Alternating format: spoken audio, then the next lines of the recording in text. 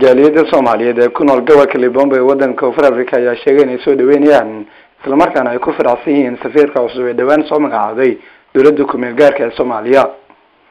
jaaliyada ayaa waxa ay sheegtay inay si weyn ugu faraxsan yihiin isla markaana ay soo dhaweynayaan ayagoo sheegay inay ka codsanayaan in wax ka qabto dhibaatooyinka loo geysto Soomaalida ku nool gudaha wadanka Koonfur Afrika. mid ka mid ah ganacsatada Soomaaliyeed ee ku nool gobolka Limbombe lagu magacaabo Cabdinuur ayaa waxa uu sheegay inay safiirka ka codsanayaan inuu wax ka qabto dhibaatooyinka loo geysto Soomaalida ku nool wadanka Koonfur Afrika. Cabdinuur ayaa waxa uu sheegay in looga baahan yahay safiirka inuu wax ka qabto sharciyada uu sheegay inay dhibaatooyin ku qabaan Soomaalida ku nool wadanka Koonfur Afrika.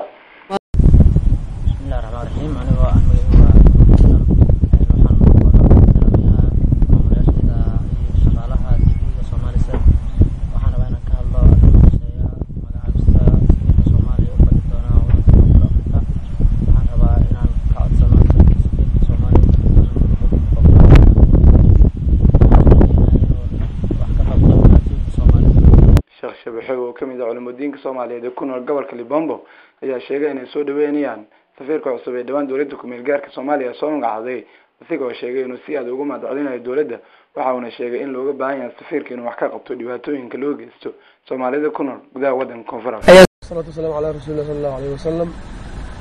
مركز روح على السلام يأتي في صومالي سات يشغاله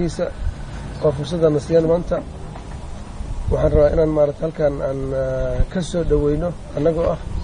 jaaliyada Soomaaliyeed ee South Africa